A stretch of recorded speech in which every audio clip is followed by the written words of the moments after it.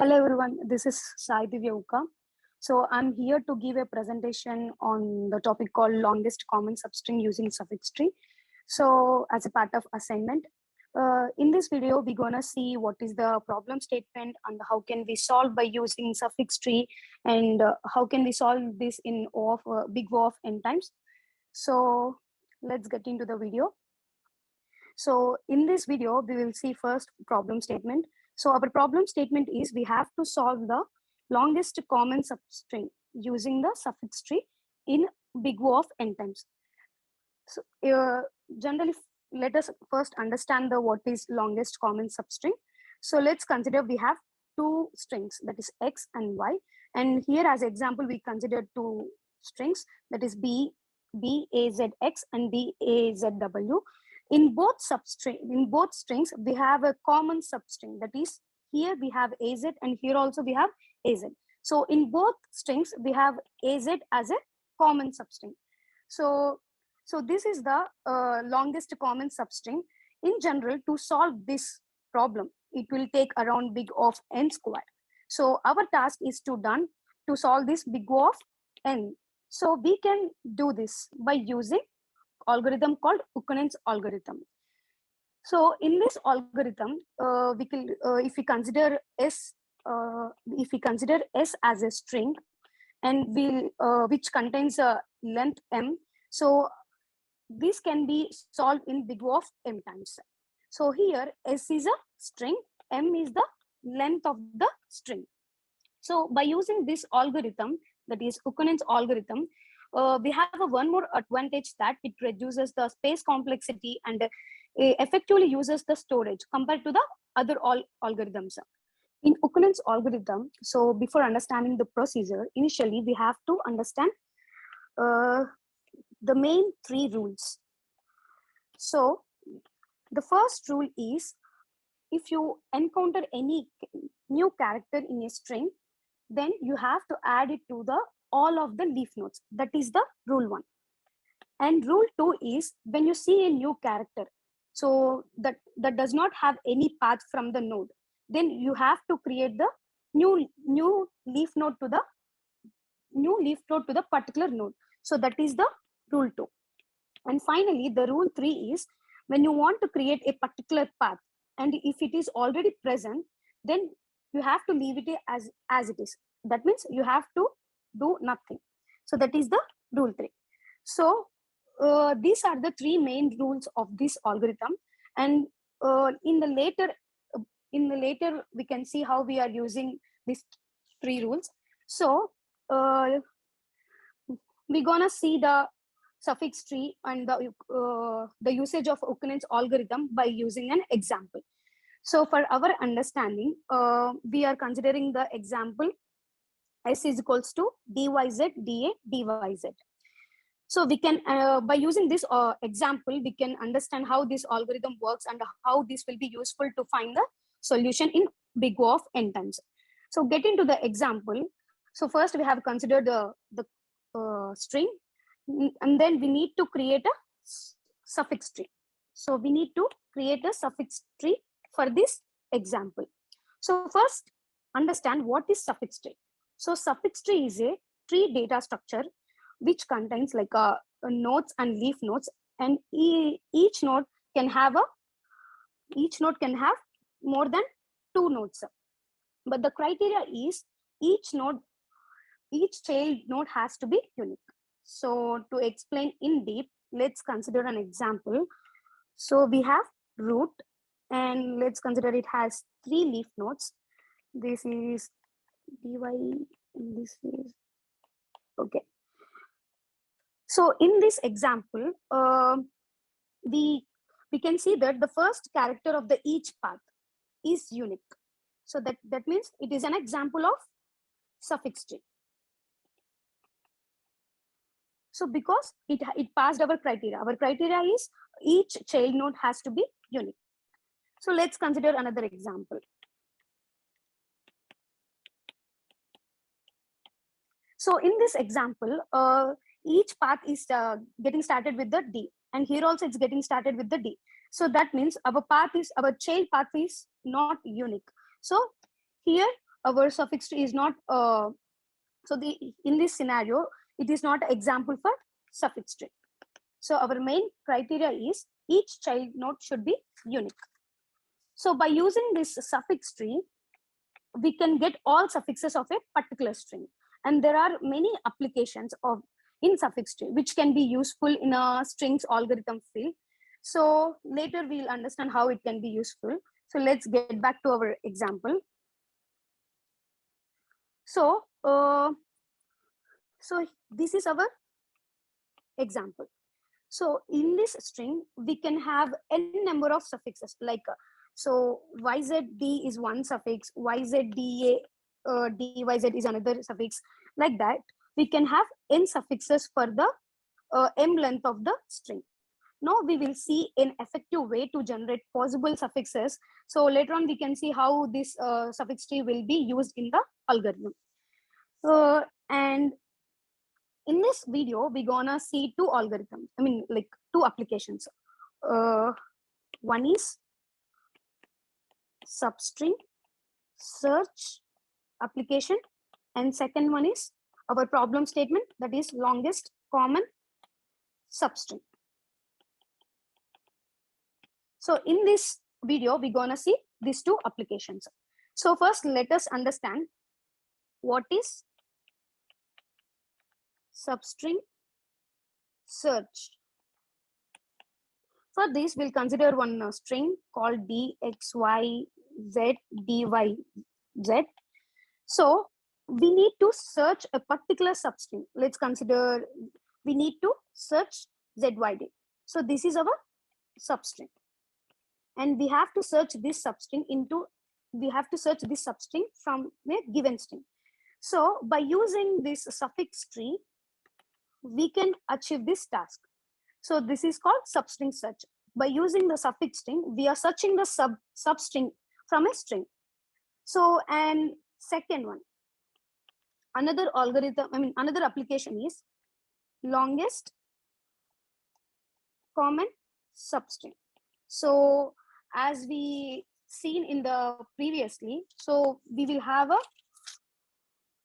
two variables, and we're gonna have two strings.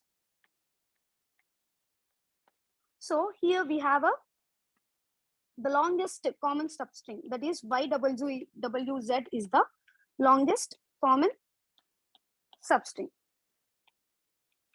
So we need to find the longest common substring from a given two strings. So this is our task. We can do this by using suffix tree. So as we see now, the both applications are using the suffix trees. So from this, we understand that suffix tree is very important to solve the solution. So first thing is we need to construct the suffix tree. Suffix tree is a data structure, but also an organized concept for a different algorithms, and it is invented in 1970 by Peter Linear and McBride. So no one has understood except these two.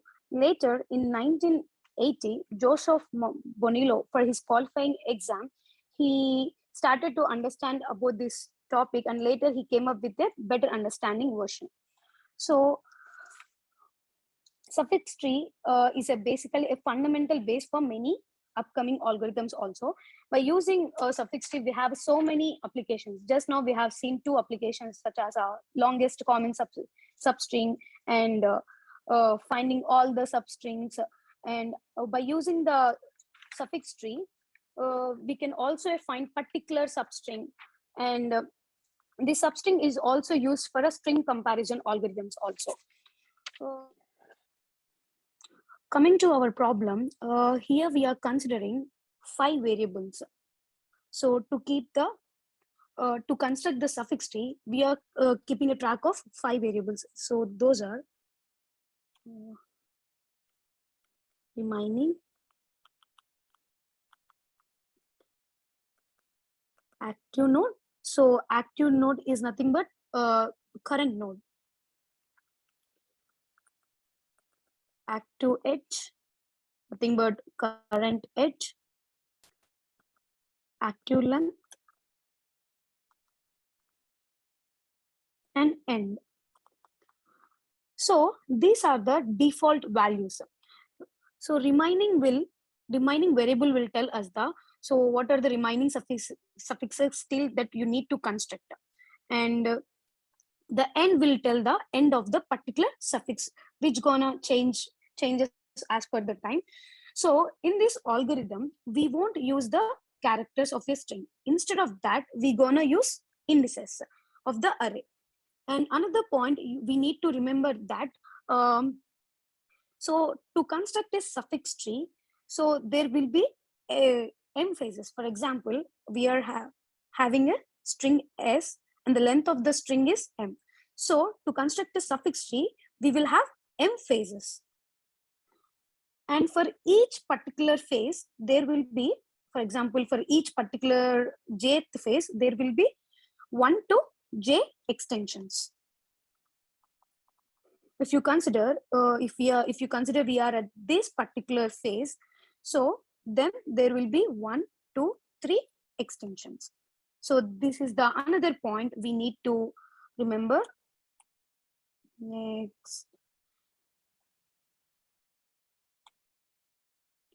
Next, another point, another property we have to understand before getting into build the suffix tree.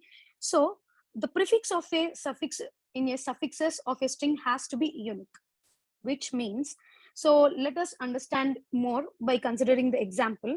So let's consider I have taken two suffixes like d, x, z, d, a, and suffix 2 is d, x, z. So here, if you see, s2 is prefix of s1, right? So in this scenario, we're gonna face a problem called implicit suffix tree. We're gonna see implicit suffix tree. So to avoid this problem, so we're gonna use any random symbol. So most commonly we use $. So we can overcome by placing $ at the end of the each suffix. Now if you see, s1 is dxzdA $, s2 is dxz $. So here, so s2 is not prefix of s1. So like this, we can overcome this implicit suffix tree. So later we're gonna see how this gonna help to us. To overcome this problem, so before constructing the suffix tree, we're gonna place $ at the end, and we're gonna indicate as in its indices as a 8. Next, so let's get back to our main example. So using this example, we are constructing the suffix tree. So for that, we gonna use one variable I. So basically here we are using the I to keep the track of the phase. So in each phase, there are some certain steps we need to follow. So for as a step 1, when you enter any new phase, the remaining and end value will gonna increase by 1. So remaining will become 1 and end will become 0. So this is the first step. And right now our active node is root. So we have only root. And the second step is we need to check whether the particular phase is satisfying the rule or not. So our rule 1 is if you encounter any new character, so that if that doesn't have the path from the, sorry, our rule 1 is if you encounter any new character in a string, so we have to add it to all of the leaf nodes. So here we don't have any leaf nodes, so we cannot apply the rule 1. So after step 2, we need to check the step 3. So step 3 is we are checking the rule 2. So our rule 2 is when you see any new character that does not have a path from the node, then we have to create a new leaf node. So here we don't have a path from a node, from a root node. So we are creating a path for the character D. So here we gonna indicate the path by in this index and end. And another point we need to remember that if the active node is root and the active length is 0, then you need to create a path which is like similar to the rule 2. So here as a step 3 we're gonna check that point. So next, the step 4 is if you create any new leaf node, then the remaining value will be reduced by 1. So here it will become 0. So, and the last point is if the remaining value reaches to 0, we can enter to the new phase. If the remaining value is not 0, we have to stay at the current phase. So since our remaining value is 0, so here we can enter to the new phase. So now the I value will be 1. So as per the step 1, we enter to the new phase. So we're gonna increase the remaining end values. Then both will become 1, 1. So next we're gonna check step 2. As per the step 2, we have to satisfy the rule 1. So we will add our new integer to the leaf node. So step 2 is completed. Next, according to the step 3, if our active node is root and active length is 0, we need to create a path. So from here, we are creating a path for y and it will be indicated as 1 end. So step 3 is also completed. So step 4, we created a new leaf node. So we gonna decrease the remaining value. So at last, our remaining value is 0. So we can enter to the new phase. Now our I is 2. So checking step 1. So remaining and end value will gonna increase. And step 2, we're gonna add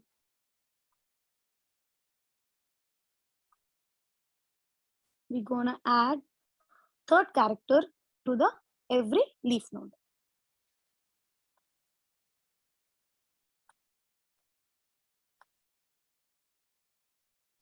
So after that,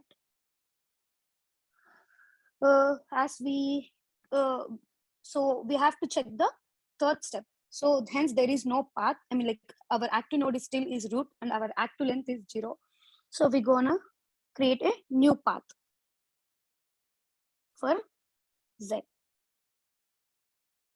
This will be indicated by 2 end.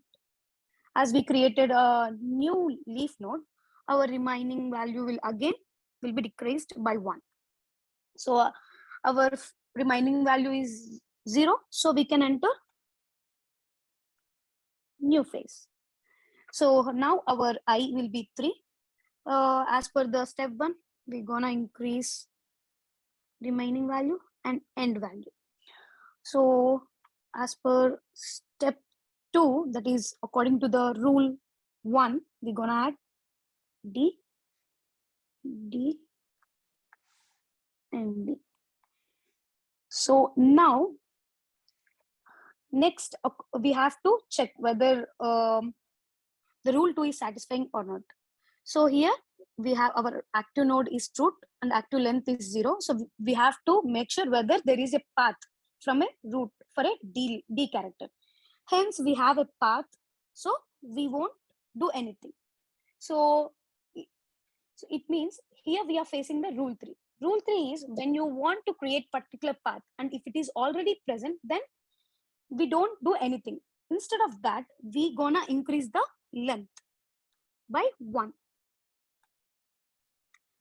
So in rule 3, we need to remember one more point is if we face rule 3, the remaining value need not to be 0 to enter to a new phase.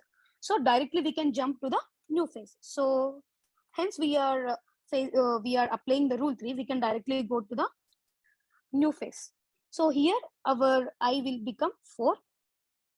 So as we enter to the new phase, we're gonna increase remaining value.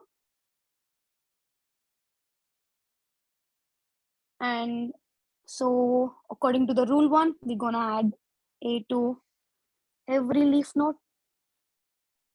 So now, according to the rule 2, we need to check whether A is coming after the D or not.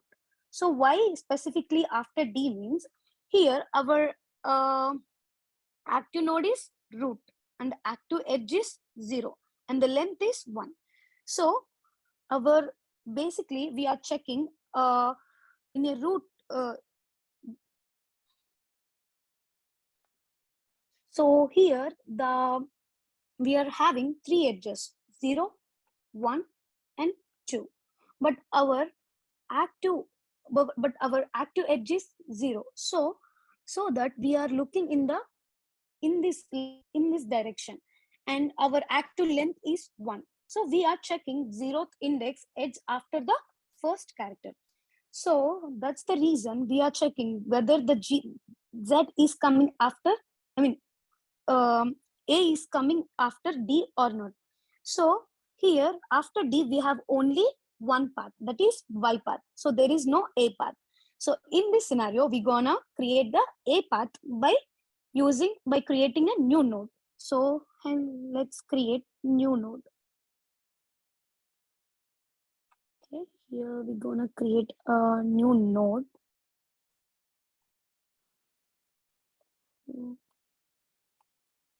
We are creating a path, and it is represented by 4 end. Here Y Z T A. So this is represented as here 0, 0, 1, n. As we created a new leaf node, we can reduce the remaining value. Yes, but if you see here, we can't go to the next phase because our remaining value is still 1. In this scenario, we can increase the edge value and decrease the length value. As we said before, to overcome the situation, we can increase the edge value. We can increase the edge value and decrease the length value. So if you see now, our active node is root, and if we go in the active edge side, that is 1. So our active length is 0. So now we have to check that is there a path for A from a root. So here we don't have any path from a root. So we're gonna create a path A for A, and it will be indicated as for end. So since we have created a new leaf node, we gonna decrease the remaining value 1 to the 0. So now we have remaining is equal to 0. Now we can enter to the new phase. Now our I will become 5. So as per the step 1, we're gonna increase remaining and end value. So 1, 5. As per the step 2, we're gonna add the value at all to the all leaf nodes.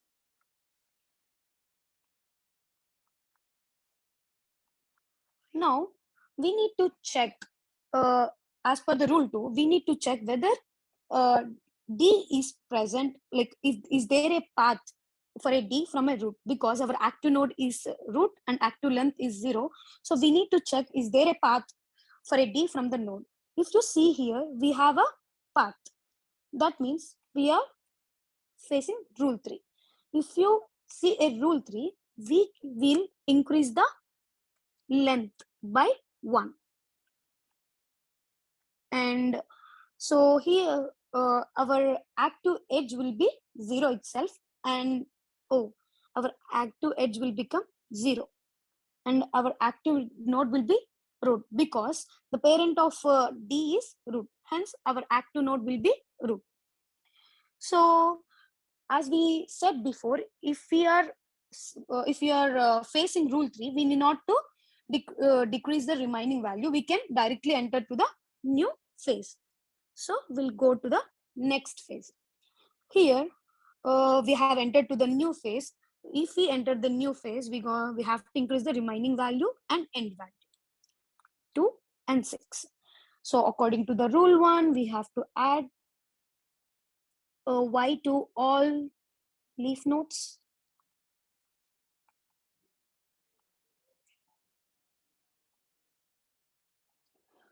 So now we need to check that right now we are here. So we need to check that is there y after d. Hence we have y after d. So we need not to do anything. So again rule 3 will applicable. So rule 3 is applicable. So our act to edge will become 1 since y is having the indices 1. So our act to edge will become 1. And the parent of y is a node. So the active node will be a. So now we gonna, as we know that we need not to increase or we need not to decrease the remaining value, we can directly go to the next phase.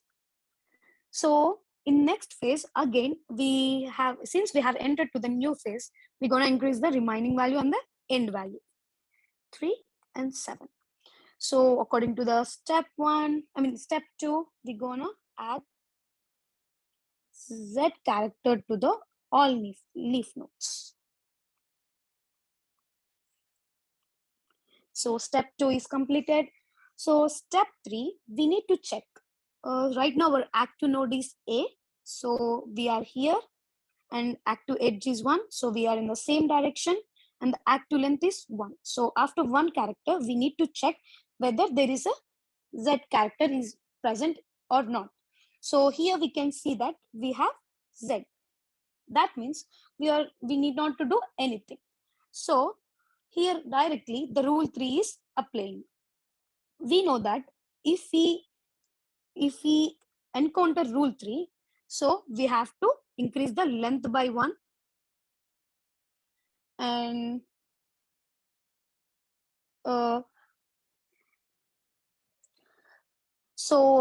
as we see here, the Z character is on the first edge. So the active edge will be 1 and the parent of the Z is A. The active node will be as usual as A. Now, as we are using the rule 3, we can directly go to the new phase without decreasing the remaining value. Right now, our I will be 8. So since we have entered to the new phase, we're gonna increase remaining and end values. So step 1 is completed. So according to the step 2, we have to add dollar at each step. At the all leaf nodes. So step 2 is completed. Now, so step 3, right now our active node is A. Right now our active node is A, active edge is 1 and the length is 2. So node A, active edge is first, and so here after Z, we need to check whether there is a dollar symbol is present or not. Since there is only one path, that 2 particular for D, we don't have a path for a dollar symbol. So we need to create by creating a new node. So let's create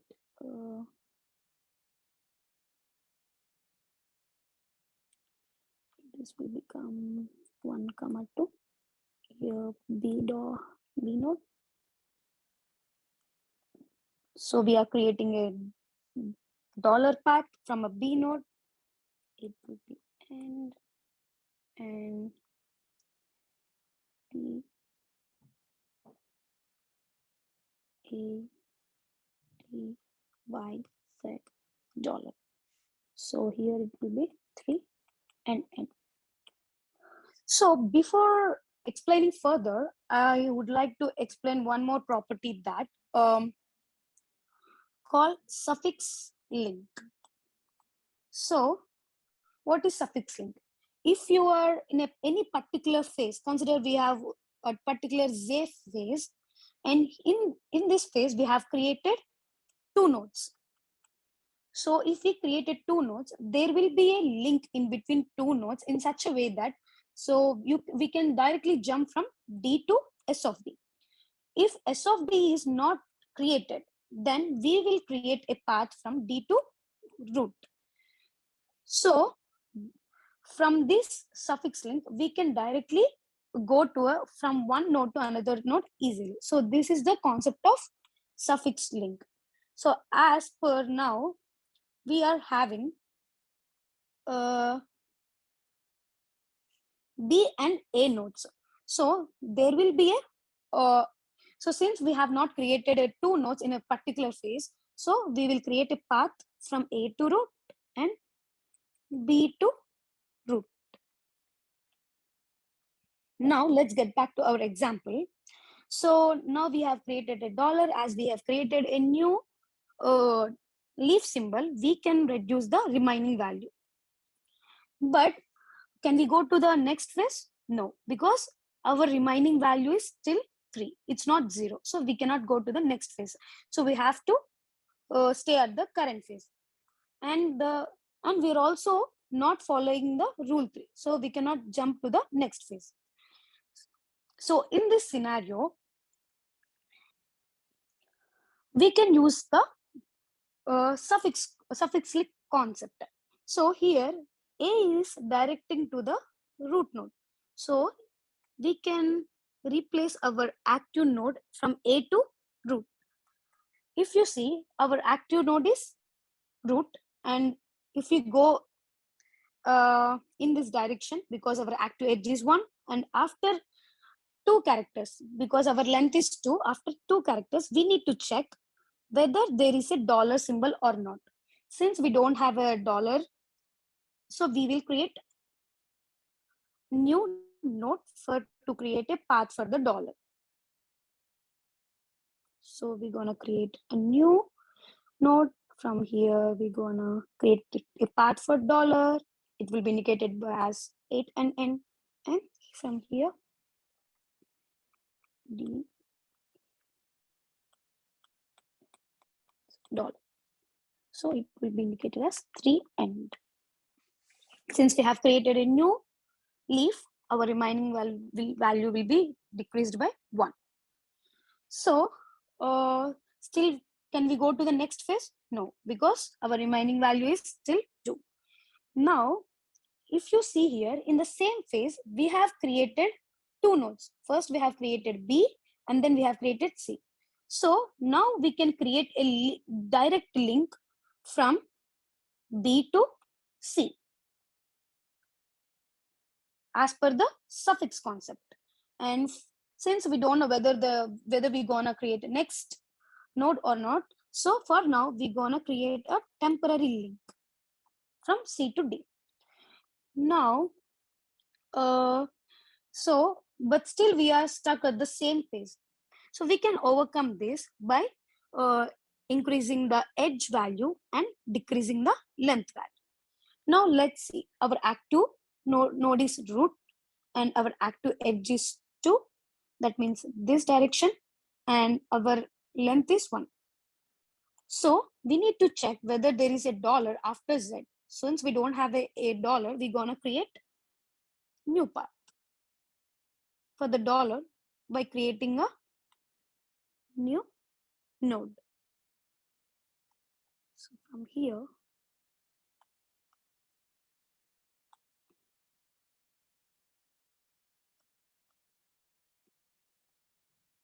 eight and N, and from here it is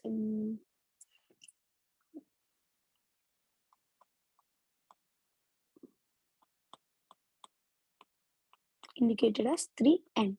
Since we have created a new leaf node, we're gonna decrease the remaining value. And So still we cannot go to the new phase. So let's increase the edge and decrease the active length. So right now we are at root position. So now we need to check, is there a path from a root for a dollar symbol? Since we don't have a path, we're gonna create a new path for the dollar. Since we have created a new leaf node, we're gonna decrease the remaining value. Now our remaining value will become 0. Hence it means we can enter to the new phase. Since dollar is our last character, so our suffix tree is become completed. So this is the complete suffix tree. So this is the complete suffix tree for the given string. So now let's check whether we have created a proper suffix tree or not. So the main theme of the suffix tree is to create n possible number of suffixes from a string. So let's see, we can create a D, A, D, Y, Z. See, so from root, we can go to D, A, D, Y, Z. So in this way, we can create a suffix. So let's consider another example, DYZ dollar. So from here, let's check.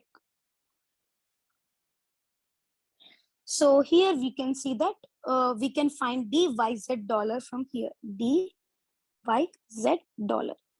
So we can, as we see now, we can find n number of suffixes from this by using this suffix tree. Hence, our suffix tree is true. So now we have understood how to create a suffix tree from a string. So by using this suffix tree, we can use it for many applications. As we said before, in this video we gonna see two applications. One is substring search application, and another one is longest common substring. So not only these two applications, actually we can use the suffix tree concept in many search algorithms. But in this video, we're gonna see how this suffix tree will be helpful for these two applications. So let us understand more about the substring search by considering an example. Here we taken as a string YABYAC dollar. So for this, we have created the suffix tree. So a substring is basically the prefix of a suffix. Like we would like to search a substring, that is S1 is BYA. So our suffix is BYAC dollar. So here our substring is a prefix of our suffix. So substring is a prefix of a suffix. So let's check how we gonna find the substring by using the suffix tree. So here our substring is BYA. So from root directly it will go to the B and it will check like next character, and finally we got BYA. So let's check for the another substring. So let's consider we are taking another substring as a B, Y. So from root, it's gonna check the first element is A. So first it will go like this, and then it will check for B. So it will go like this, and then it will check for Y. So like this. So by using suffix tree, we're gonna find the substring. So in this application, we have understood that by using the suffix tree, how we can find the substring in a particular string. So now let's get to the second application. So let's go to the second application, that is longest common substring. So in this problem, we're gonna consider two strings. Here we have taken x y as a string 1, y x as a string 2. Okay. So here, to get a generalized string, we're gonna add the both strings. So we have added through xy dollar yz hash. For this string, we have created the suffix tree. So we have created the suffix tree. So in this suffix tree, we have labeled S12. So S12 means the particular character which is common in both strings. So for our example, so we have this substring. So for another example, we can have only S1 or we can have only S2. So it depends on the input. So here, to find the longest common substring, so we're gonna start from the root and we're gonna go up to the like n S12. Here we have 1 S12, 100 S12, and here up to here we have this. In the right hand also we have like this. So we have the longest substring can be like xy x, xy x, or else yxy yxy. So anyone could be the answer. So this is how we can solve the longest common string application by using the suffix tree. So to perform this task, the time will be taken O of n. So initially, in the beginning, we said that in an easy way to solve the problem, it's gonna take big O of n square. But by using the suffix tree, we can perform the task in a O of n time. So this is our task. So we have created the we have solved the longest common substring by using the suffix tree in a O of n times. So this is the end of the presentation. Thank you.